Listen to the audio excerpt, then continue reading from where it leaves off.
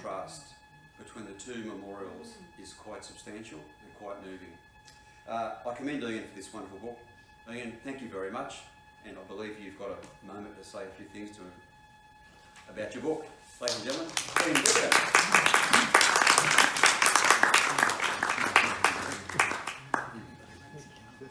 Well done.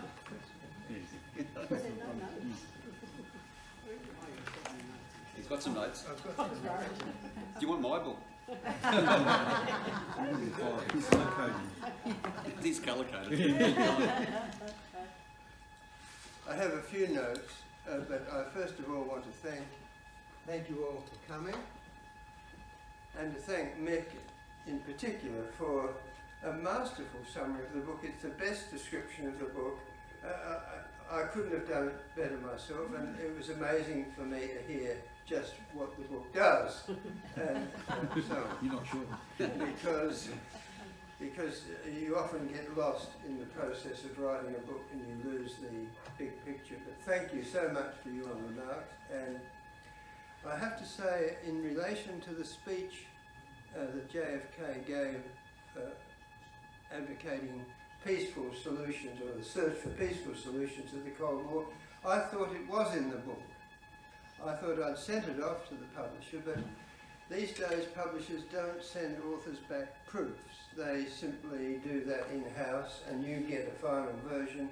And I looked at, with some dismay to see that that wasn't mentioned, and nor did I include an entry that I'm not sure whether I should have included or not. On balance, I think not, but it would have been nice anyway, on Arthur Schlesinger Jr. If for no other reason that for many years at the University of New South Wales I wandered around in a suit similar to this, wearing a bow tie, because Arthur Schlesinger was renowned at Harvard for wearing a bow tie, and I thought if I did this, it would do two things. It would confuse my colleagues, and I could determine those of whom knew anything at all about American politics and history and those that didn't. And I thought it would make me sound a lot wiser than I was if I thought I was Arthur Schlesinger Jr. But anyway,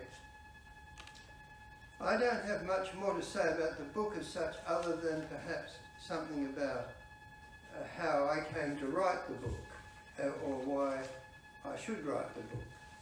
I first became interested in presidential decision making, and this is terrific, little one-upmanship, when I first met Harry S. Truman, when I was writing about Truman's recognition of Israel.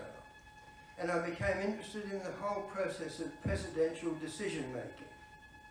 And can I say to you, it is as complex then as it is today, and we have no knowledge, no way at all of knowing how presidents make their decisions.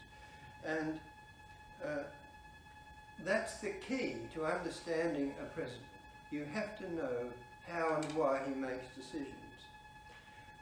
That astute student of the Constitution, former President Harry S. Truman, once observed, "The presidency is the most peculiar office in the world. There's never been one like it. The president is both more and less than a constitutional or even absolute monarch, and he's more and less than a prime minister. He is alone at the top. And one of the main challenges in assessing any president, and this is what I was faced with Kennedy, is determining the factors that contribute to a president's decision. Quite simply, the solitary authority of the person in the Oval Office makes complete knowledge of the answer to this question impossible. And I like to say to myself, because I live in an imaginary world as we all do, that I have spent more time in the Oval Office than Donald Trump, certainly, and than most presidents, because I have done research, conducted research in the Truman Presidential Library, the Eisenhower Presidential Library, the Ford Presidential Library, the Reagan Presidential Library.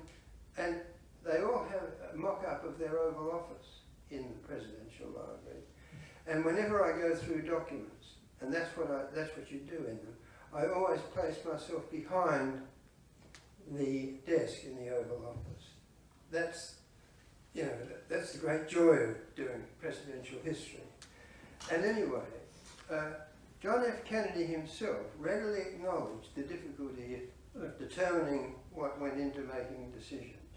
The essence of ultimate decision remains impenetrable to the observer, often indeed to the decider himself. And I asked Truman what made him recognise Israel in 1948. And so quickly after the state declared its independence. Truman's answer epitomised both the man and the power of his office. Somebody had to do something, he said, so I did it. And of course he could. Kennedy reflected on this question of decision-making more than once.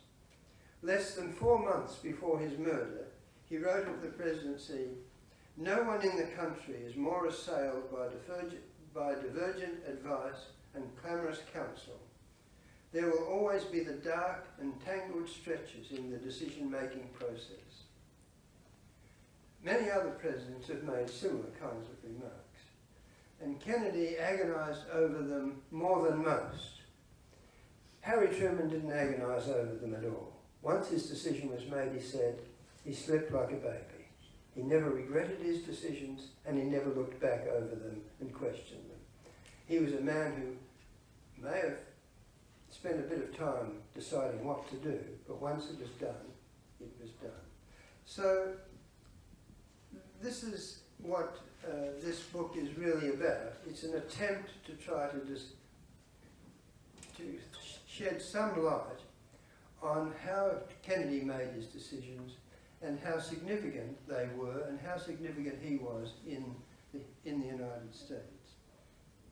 And as Mick said, today's president and Congress and legislators are still wrestling with the same questions that he was, and slight variations on them, and they still involve the same kind of complex set of arrangements.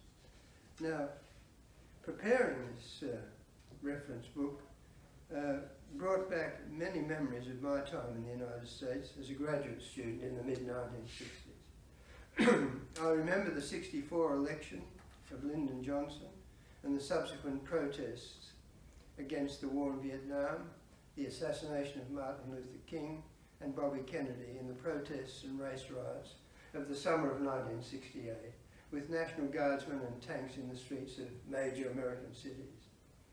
I had worked as a volunteer for Robert Kennedy in the California primary, and his death, as well as that of Martin Luther King, and the increasing divisions and hatreds within the United States led me to flee the United States and return to Sydney, where I took up a position at the University of New South Wales.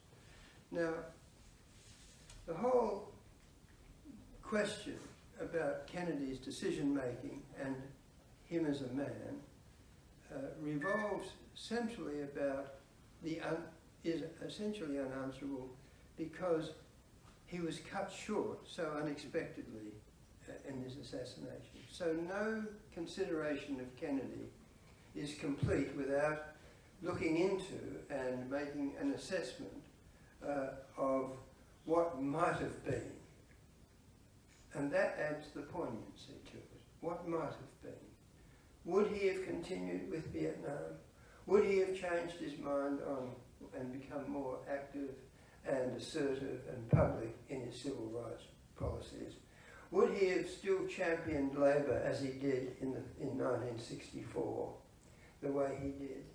Now, Kennedy had this sense throughout his life, partly because of his dominating father, partly because of his older son, Joseph, who was killed in the war, of never being sure if he was good enough, or strong enough, or secure enough in his role as a congressman or senator, and then as president, or as a husband, or as a man. Because again, he was racked with illness throughout all of his life, from the age of a small child, despite that physical vitality which he displayed. And yet, Kennedy remains with us like no other president. And it is perhaps ironic that he appears to have been more loved and esteemed since his death than he was during his lifetime, and outside the United States rather than within the nation. In 1990, a consortium, and I'll just mention one or two things that perhaps are less well known than much of what's in this book. Much of what is in this book can be found in all sorts of places, including the Kennedy Library, but in other sorts of places, memoirs and so on, most of which are useless because they're written either by such partisans that you can't believe a word they say, or by such opponents that you still can't believe a word they say. It's a bit like the Trump syndrome. You can't believe a single word you read about Trump because no one can say anything without either being vitriolic or without wanting to defend him against all attacks. But in 1990, a consortium from the Danish business community, not a country you'd normally associate with John F. Kennedy, commissioned a number of huge commemorative tapestries to be made tracing the history of Denmark from its beginnings as a Viking nation to the present, to be hung in the Great Hall of Christiansborg Palace in Copenhagen to celebrate the Queen's 50th birthday. There are 17 tapestries altogether, and designed by the artist Bjørn Norsgaard, who's the king of tapestry makers in Denmark and perhaps Northern Europe, collectively known as Bjørn Norsgaard's History of Denmark, and they were hung in the year 2000. Each one of them would be the size of that white panel without the fireplace, that space, or bigger. That's how big that is. That's a small one. In the tapestry that depicts the 20th century, there are only 2 Americans presented, together with other leaders of the world, including Mao Zedong, Vladimir Lenin, Winston Churchill, Charles de Gaulle, Mahatma Gandhi, to name a few. The 2 Americans are Woodrow Wilson and John F. Kennedy. Now, Woodrow Wilson, you can understand. Woodrow Wilson received the biggest welcome in France in its history, in Paris, after World War I, and was responsible for the League of Nations, the 14 points. Woody's a big guy, a big one. But no Franklin Delano Roosevelt, who introduced the New Deal to fight the Depression. No Dwight D. Eisenhower, who liberated Europe from the Nazis and the army. Not even Harry Truman, whose decision to drop the atomic bomb has to be one of the most momentous decisions of the 20th century, one would have thought. But instead, John F. Kennedy. Now, surrounding himself with the best and the brightest, it demonstrates the charisma and hope that Kennedy brought not only to the United States but to the world. He projected an aura, he surrounded himself with the phrase, the best and the brightest. And he projected the aura of a modern Camelot and declared himself a Berliner. That's it. He had promised Europeans a grand strategy which would set the United States and Europe on a new path to peace and prosperity. But it was a promise that was never kept because he was assassinated before he had a chance to implement it. And at the same time, if you take a transcript of Donald Trump and his attitude towards NATO and compare it with John F. Kennedy's statements about NATO, you'd be hard-pressed to tell which one was which. Okay? That's the story of John F. Kennedy and NATO, yet he had a grand design. Europeans were full of optimism and hope. America was full of optimism and hope, and it's all brought to an end. Now, I have quite a lot to say about the assassination in this book, and I think it's important. One of the most interesting brief comments, I think, comes from his press secretary, Daniel P. Moynihan, the day after his assassination. I don't think there is any point at all in being Irish if you don't know that the world is going to break your heart eventually.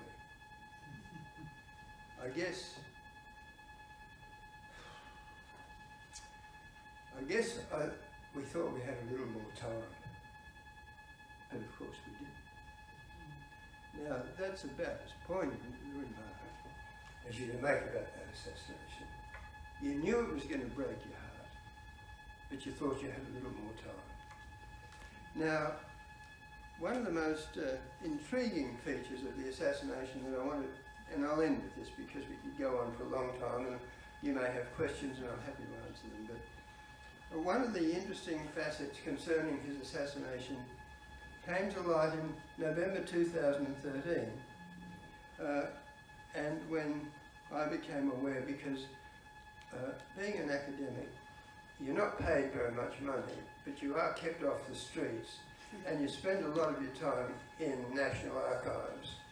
And the National Archives of Israel released documents of a cabinet meeting held on December the 1st, 1963, in which the Israeli Foreign Minister Golda Meir, who had been in Washington for Kennedy's funeral, and who had met Kennedy only months before, in October of '63, made some observations about this assassination. Meir noted that there was a widespread feeling that the world had changed with the assassination of Kennedy, not just for Americans, but for the world. There was, she added, the feeling of personal loss felt by millions. Meir then told the cabinet, "In my opinion, there are some dark corners that I doubt will ever be cleared. The fact is, there is something strange about the Dallas police." Well, you don't have to be actually Einstein to know that that's the case, and it's still the case, but that's not it. There's something strange about the Dallas police. She was concerned that Oswald, who was registered as a Castro man, was allowed to enter the book depository without any inspection of the packet he was carrying, and that Jack Ruby, known to the police and also recognised by Oswald, was allowed to enter the police station with a weapon. She concluded with her remarks about the assassination, if he, Oswald, was an emissary of Castro, if there's a clandestine group of Castro sympathisers that murdered the president and it's organised in a way they silenced the murderer, I would say this is as severe as Kennedy's murder. Not only am I not a detective, I don't even like detective stories, but I ask myself, I think that Ruby was someone's emissary. Now, it's pretty interesting that that's a kind of conversation that's taking place in the Israeli cabinet shortly after Kennedy's death, because you can be certain that the Israeli security services would have had a good deal of information about what was going on in the United States in its relations with Cuba and other groups in the United States. This is not just a bunch of people sitting around a table like us. You know, this is my stuff. Anyway, that's just one of the things. And she sent a cable to Rusk, which you won't find in the National Archives in Washington, because wasn't sent to the Secretary of State as formal. It was sent as a personal cable. No words can adequately express my shock and sorrow over this tragedy. The US has lost a great president, a world, an ardent, determined fighter for peace. The death of President Kennedy is a tragic loss to all who want to live in freedom. the people and government of Israel mourn the death together with all the people of the world. I shall never forget the impact of his personality when I was privileged to have a discussion with him last year. Our first thoughts are those of profound sympathy for Mrs. Kennedy and the late President's family and for the people of the United States. Sincerely, God in my ear. Now, of course, there are hundreds of cables of a similar kind sent to the United States, but they all reflect something which is quite intangible, and that's the point about Kennedy. We will never know, and so while we never know, we have to keep seeking and inquiring and thinking and imagining and reading my book.